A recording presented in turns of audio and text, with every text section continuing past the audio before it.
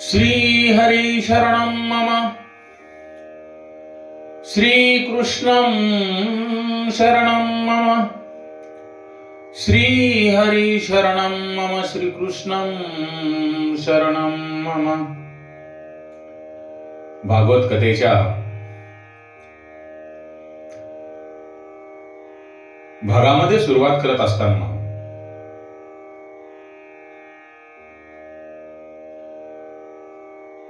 महर्षी भगवान व्यास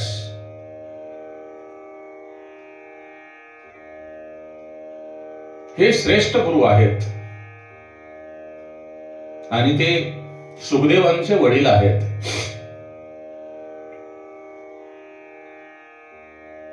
संत हे परमात्म्याचे नाम आहे.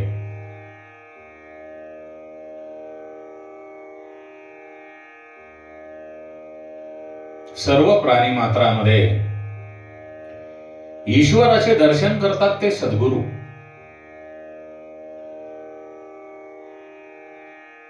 आणि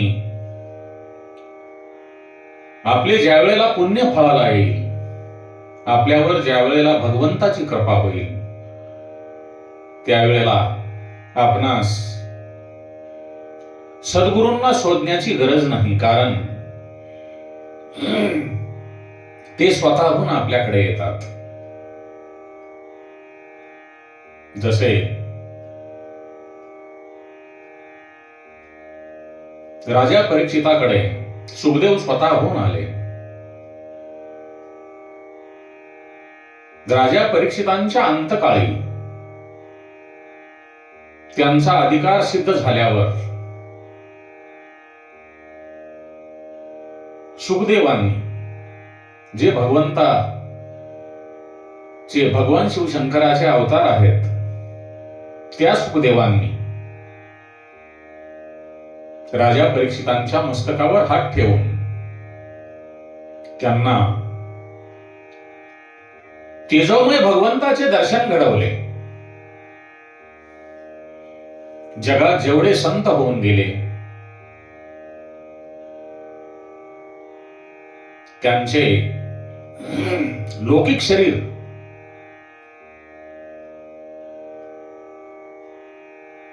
आज जरी नसले तरी त्यांचे आध्यात्मिक शरीर या विश्वाच्या वायुमंडलामध्ये कायम राहते. आणि ते जे लायक शिष्य आहेत ते आध्यात्मिक ज्ञान त्या शिष्यांना देण्यासाठी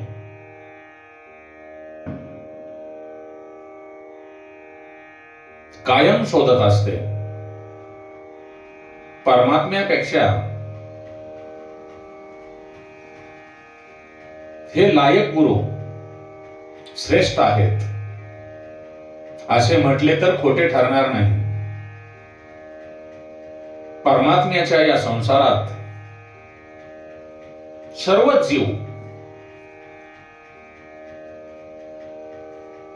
भक्ती करू शकत नाहीत.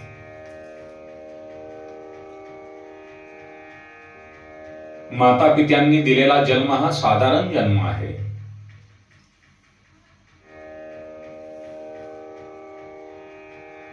सद्गुरु जो जन्म देतात तो आध्यात्मिक जन्म देतात आणि तोच खरा जन्म आहे. सद्गुरु मिळाल्यावर मानवी जीवन पवित्र होते. सद्गुरु नेहमी चांगल्या शिष्यांचे रक्षण करतो. पिता पुत्र संबंधामध्ये स्वार्थ असतो आणि गुरु शिष्याच्या संबंधामध्ये निस्वार्थ असतो. गुरुमध्ये शिष्याबद्दल स्वार्थभाव असेल तर तो खरा गुरु नाही.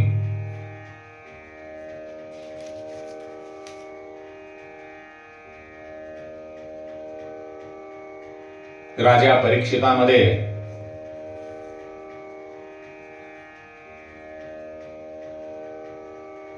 5 प्रकारची शुद्धी आहे. मात्रशुद्धी, पित्रशुद्धी, द्रव्यशुद्धी, अन्नशुद्धी आणि आत्मशुद्धी. अशा शिष्यावर गुरुकृपा आणि ईश्वरी कृपा होत असते. गुरुतत्व म्हणजे ईश्वरी तत्व आहे. ईश्वर जसा व्यापक आहे तसा गुरु पण व्यापक आहे.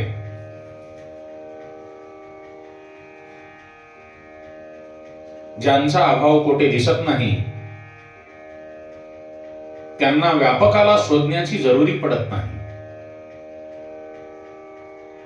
म्हणून संत झाल्याशिवाय संत ओळखता येत नाही. संत झाल्याशिवाय संत ओळखता येत नाही. जे संत होतात त्यांनाच संत मिळतो. मग संत होण्यासाठी काय करावे लागेल? संत होण्यासाठी आपला जो व्यवहार आहे, दैनंदिन व्यवहार, तो अतिशय शुद्ध असावा. जोपर्यंत मुठभर चण्याची गरज आहे तोपर्यंत व्यवहार सुटत नाही. ज्यांचा प्रत्येक व्यवहार भक्तिमय होतो तो वैष्णव होतो. जी विलासी जीव आहेत त्यांना संत मिळत नाहीत. संत होण्यासाठी, संत ओळखण्यासाठी आपले जे मन आहे त्या मनाला बदलले पाहिजे. हृदयाचे परिवर्तन झाले म्हणजे मनशुद्धी होते.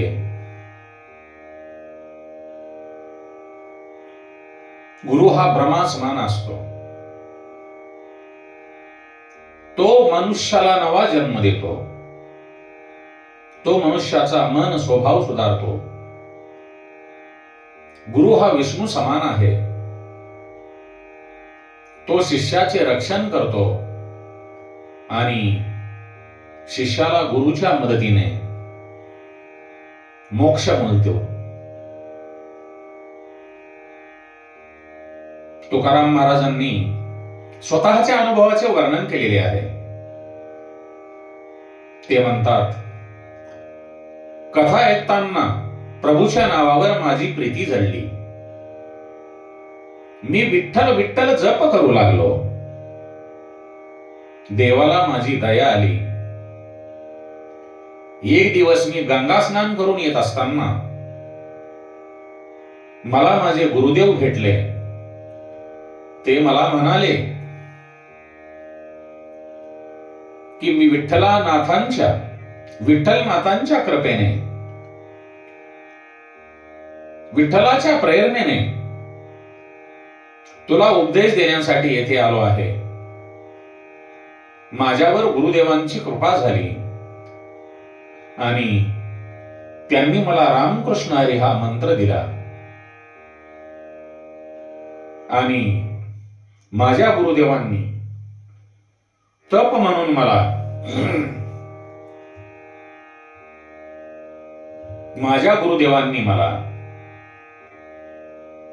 गुरुदक्षिणा म्हणून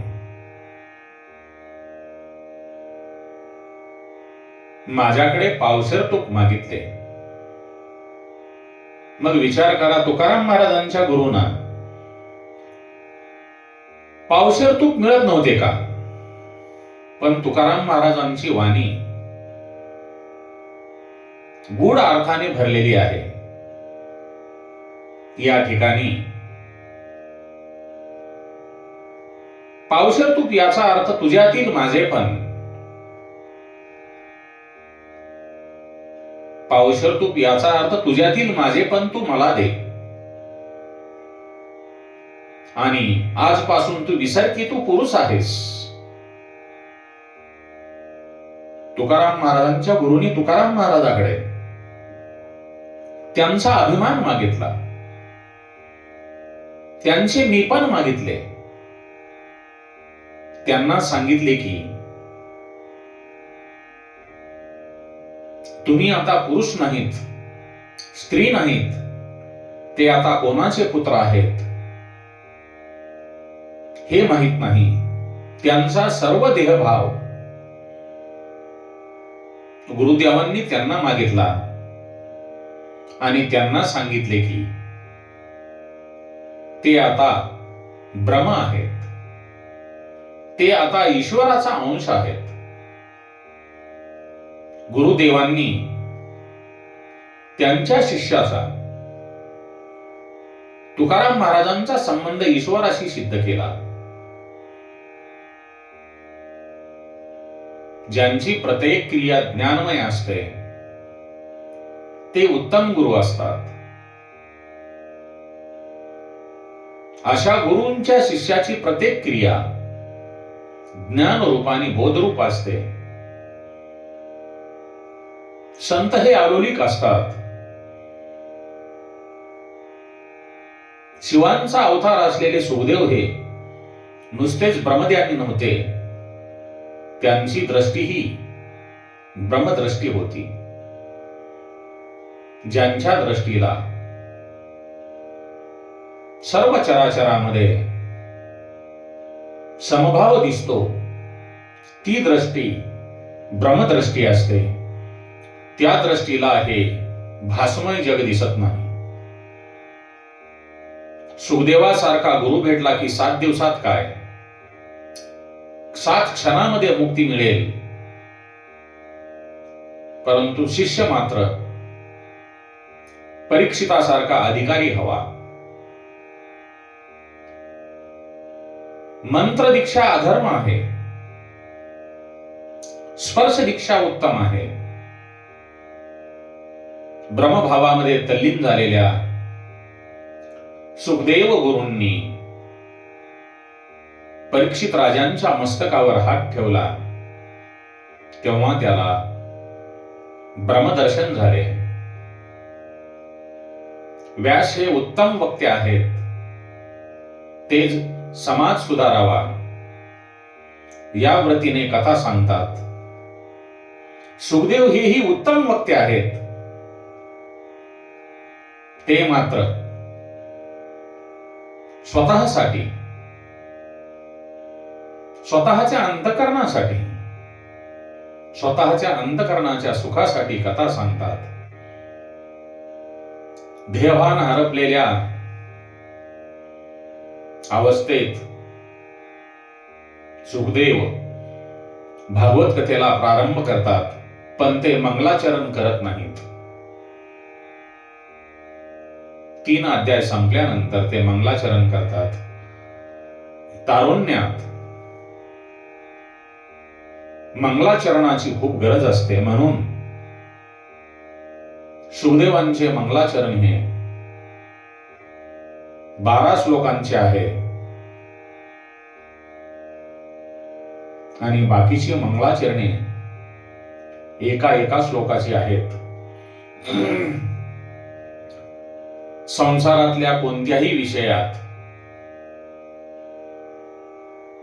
संसारातल्या कोणत्याही विषयामध्ये मन न जाणे हे वैराग्य आहे. आणि वैराग्याशिवाय दृढता येत नाही. वैराग्यामुळे ज्ञान दिसते, वैराग्यामुळे भक्ती शोभते. ज्ञान भक्ती वैराग्य परिपूर्ण झाले की मनुष्य ब्रह्ममय होतो. सुखदेवांचे ज्ञान, भक्ती आणि वैराग्य यांचा सुरेख संगम झाला होता. भगवान श्रीकृष्णांच्या प्रेमाने त्यांचे हृदय द्रवले होते. ज्ञानांचे हृदय कृष्ण प्रेमाने द्रवले तरच ज्ञानाचा उपयोग होतो.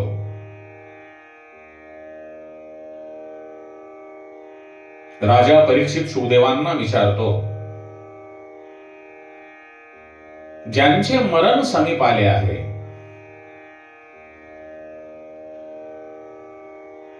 राजा परीक्षित सुखदेवांना विचारतो, ज्यांचे मरण समीप आले आहे त्यांचे कर्तव्य काय,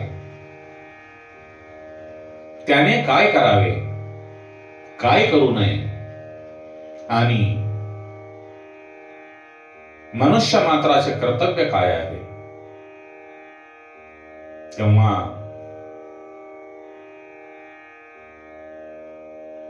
सुखदेव राजा परीक्षितांनी विचारलेल्या प्रश्नांचे प्रसन्न चित्ताने उत्तर देतात. ते म्हणतात, हे राजन,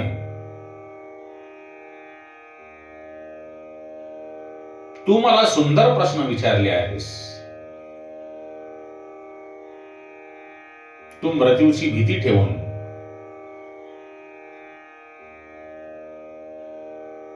मृत्यूच्या तयारीला लागला आहेस, हे चांगले केलेस.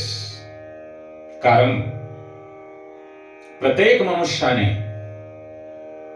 प्रत्येकाने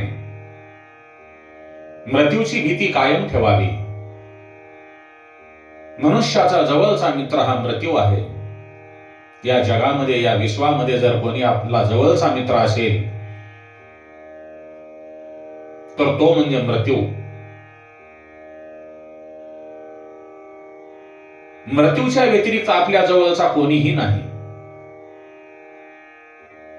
आपण सर्वजण माझा हा जवळचा मित्र आहे, तो जवळचा मित्र आहे असे म्हणतो, परंतु जो 24 तास आपल्या सोबत राहतो, 24 तास आपल्या सोबत चालतो, तो आपला मृत्यू म्हणजे मानवांचा सर्वात जवळचा मित्र. म्हणून आपल्या जवळच्या मित्राची मृत्यूची भीती आपण कायम ठेवावी. आपण एक दिवस या जगाचा निरोप घेणार आहोत. त्यांचे स्मरण नेहमी ठेवावे.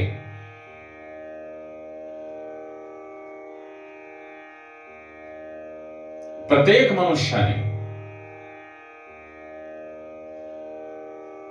हाच विचार करावा की आपण प्रत्येक क्षणी मृत्यूला भेटण्याची तयारी करत आहोत का? परंतु तसे कोणीही करत नाही. आपण एखाद्याच्या अंत्यविधीसाठी गेल्यानंतर स्मशानभूमीमध्ये एकदम शांत वातावरण असते, तेथे वैराग्य असते. म्हणूनच भगवान शिवशंकर त्या ठिकाणी निवास करतात. काही व्यक्ती स्मशानामध्ये अंत्यविधीसाठी गेल्यानंतर सुद्धा त्यांच्या अंगी वैराग्य येत नाही. कारण त्यांना असे वाटत असेल की आपण येथे कायमस्वरूपी राहण्यासाठी आलेलो आहोत. परंतु प्रत्येकाने विचार करावा, आपण अंत्यविधीसाठी गेलेले आहोत, परंतु तो त्यांना निरोप देण्यासाठी आणि निरोपासोबत तुम्ही पुढे चला, आम्ही तुमच्या मागोमाग काही काळाने येणार आहोत, हे सांगण्यासाठी, हे दाखवण्यासाठी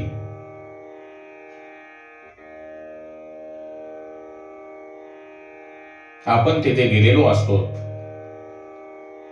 आपणाला मृत्यूची भीती कायम राहावी.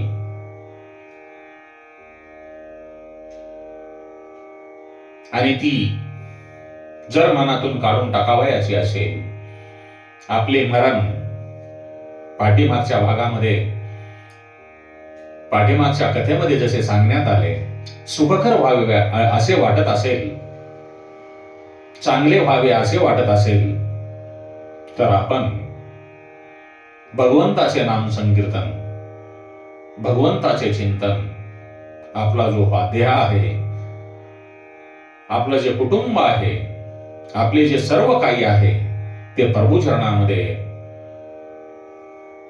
समर्पण करून प्रभू सेवेमध्ये विलीन व्हायला पाहिजे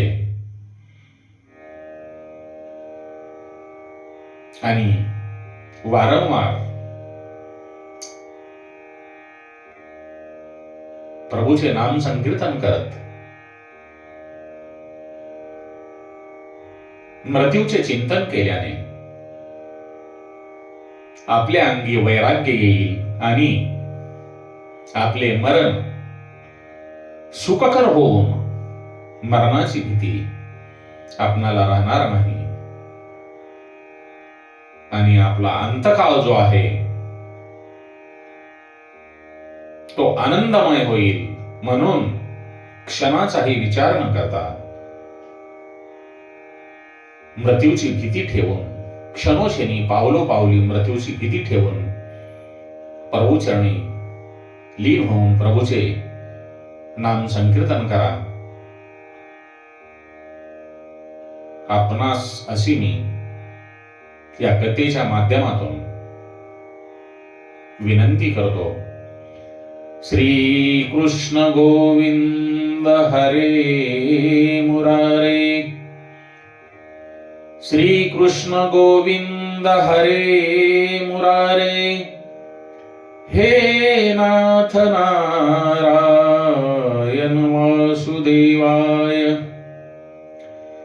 हे नाथ नारायण वासुदेवाय. आपले मरण आणि आपला अंतकाळ हा सुखरूप होण्यासाठी आपण प्रभूच्या नाम संकीर्तनामध्ये लीन व्हावे. कारण मंगलम भगवान विष्णू मंगलम गरुडध्वजम, मंगलम भगवान विष्णू मंगलम गरुडध्वजम, मंगलम पुंडरीकाक्ष मंगलायतनम हरी. असा या जगामध्ये कोण मनुष्य आहे त्याला जीवन जगत असताना सुख पाहिजे आणि हे जग सोडून जात असताना, जगाचा निरोप घेत असताना सुद्धा मनुष्य सुखानेच जाऊ इच्छितो. जीवनामध्ये जर दुःख पाहिले नसेल, आपला जीवनातला जो काळ आहे तो सुखकर वा असे प्रत्येकाला वाटत असेल तर आपल्या समोर एकच पर्याय आहे, तो म्हणजे प्रभूचे नाम संकीर्तन. आणि तो कराल आणि या जन्म मृत्यूच्या फेऱ्यातून, बंधनातून मुक्त व्हाल. राम कृष्ण हरी राम कृष्ण हरी, श्री राम जय राम जय जय